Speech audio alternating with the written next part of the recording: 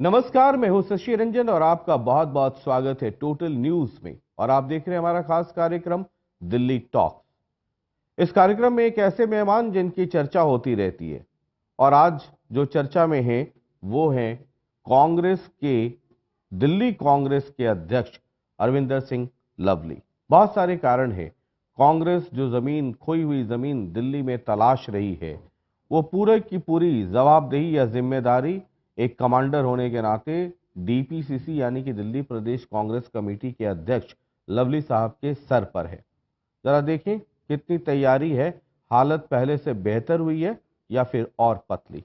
शुरू कर रहे हैं दिल्ली टॉक।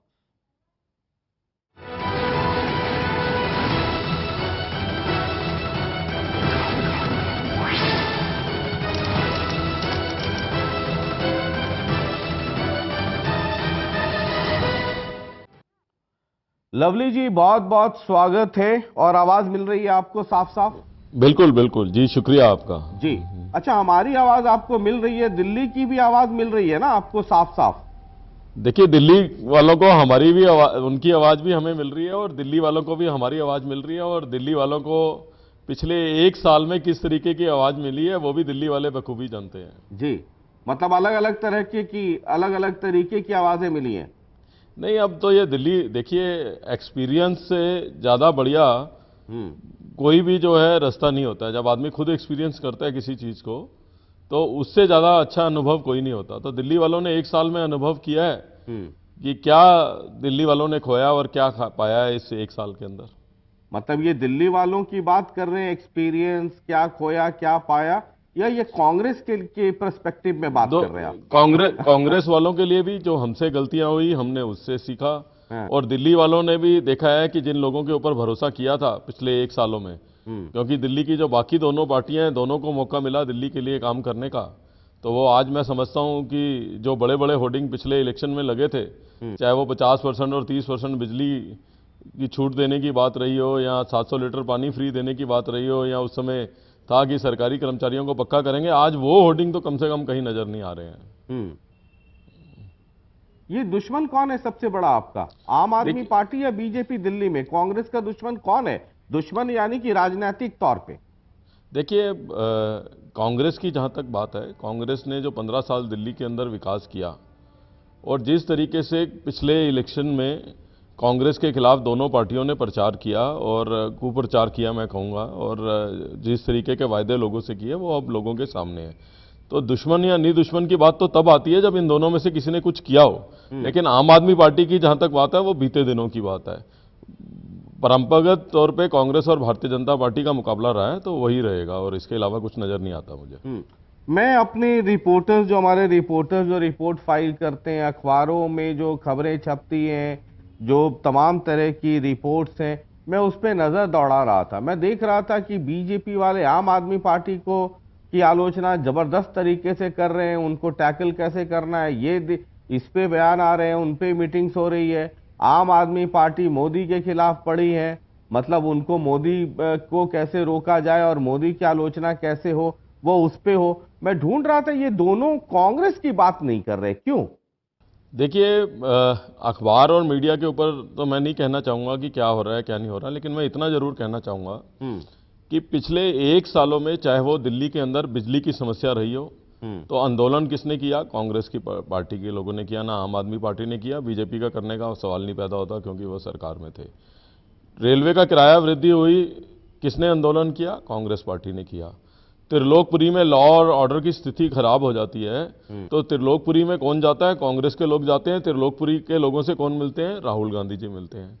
दिल्ली में झुग्गी झोपड़ी टूट जाती है तो राहुल गांधी जी के पास तो समय है जाने का, अन्य दलों के पास समय है या नहीं है इसके ऊपर आप बेहतर टिप्पणी कर सकते हैं। तो कांग्रेस जो है वो पूरी तरीके से लोगों के साथ है। और मैं एक प्रश्न सबसे पूछता हूं, मैं आपसे भी पूछना चाहूंगा कि हम लोग दिल्ली के लोगों को समझ क्या रहे हैं? हम लोग क्या दिल्ली के लोग इन दोनों पार्टियों को इसलिए वोट देंगे कि इन्होंने कहा था कि 50% और 30% बिजली के बिल कम कर देंगे, और आज आप अपना भी बिल देख लीजिएगा, पहले से बढ़ा हुआ बिल जो है दिल्ली के अंदर आ रहा है। 700 लीटर पानी फ्री की बात की थी, एक व्यक्ति बता दीजिए दिल्ली में जिसको 700 लीटर पानी फ्री मिला हो।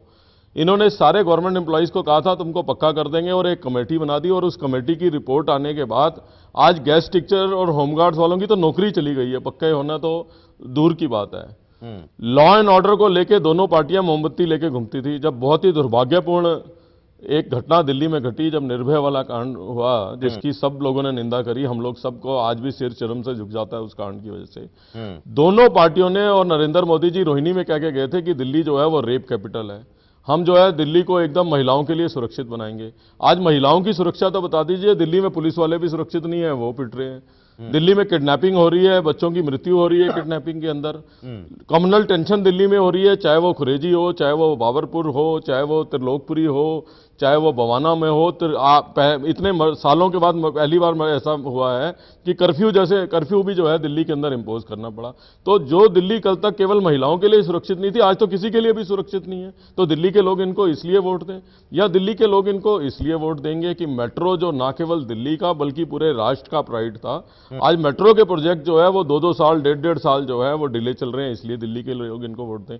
या दिल्ली के लोग इनको इसलिए वोट दें कि सारी विकास की गति रुक गई है। इस पिछले 1 सालों में दिल्ली जो फ्लाईओवरों का शहर माना जाता था, दिल्ली में एक नया डेवलपमेंट का काम जो है वो सैंक्शन नहीं हुआ। या दिल्ली के लोग इसलिए वोट दें कि 895 कॉलोनीज को कांग्रेस रेगुलराइज करके गई थी, उसके बाद एक कदम आगे नहीं बढ़े। जब जब वेंकैया नायडू जी प्रेस कॉन्फ्रेंस करके कहते हैं कि हम अनऑथराइज कॉलोनीज को रेगुलाइज करेंगे, उसी दिन जो है अनऑथराइज कॉलोनीज में तोड़फोड़ हो जाती है। रंगपुरी आपके सामने एग्जांपल है। पिछली बार इन्होंने प्रेस कॉन्फ्रेंस की थी तो जो है ओखला के अंदर जो है और बदरपुर के अंदर जो है तोड़फोड़ हो गई। तो किस लिए इनको दिल्ली के लोग वोट देंगे? गांव के लोगों से इन्होंने वादा किया था, हमने लालडोरा एक्सटेंशन की एप्लीकेशन मांगी थी, आज तक एक कदम जो है उसको आगे नहीं ले।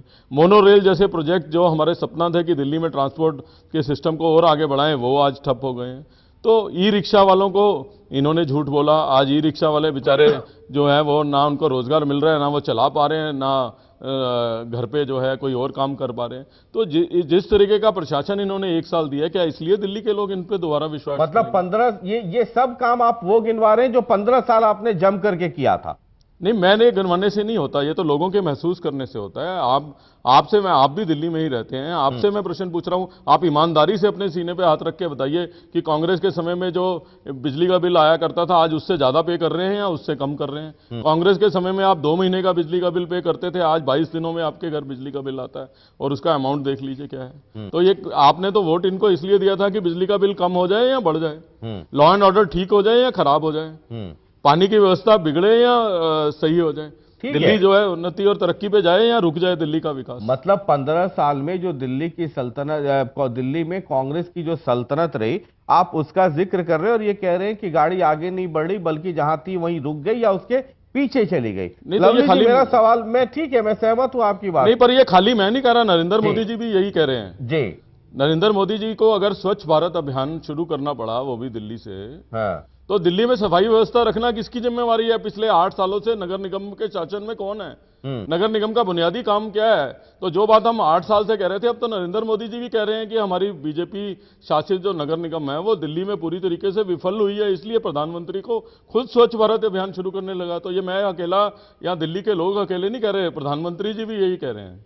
ठीक है, ये सारे मुद्दे जो आप उठा रहे हैं वाजिब भी हैं, वैलिड भी हैं, और कहीं ना कहीं दिल्ली के दिलों में ये घर भी करती है, दिल्ली वालों के दिलों में ये घर भी करती है। एक छोटा सा ब्रेक ले रहे हैं, ब्रेक के बाद जब वापस लौटेंगे तो जरा आपसे ये भी जानने की कोशिश करेंगे कि उन 15 सालों में जो काम हुए उसका जिक्र कर रहे हैं, उसकी मुखिया कहाँ है, उसका जिक्र क्यों नहीं कर रहे? बहुत छोटा सा ब्रेक, वापस लौट रहे हैं। अब अरविंदर सिंह लवली दिल्ली कांग्रेस प्रदेश कमेटी के अध्यक्ष हैं, वो आज हमारे साथ जुड़े हुए हैं। एक बहुत छोटा सा ब्रेक।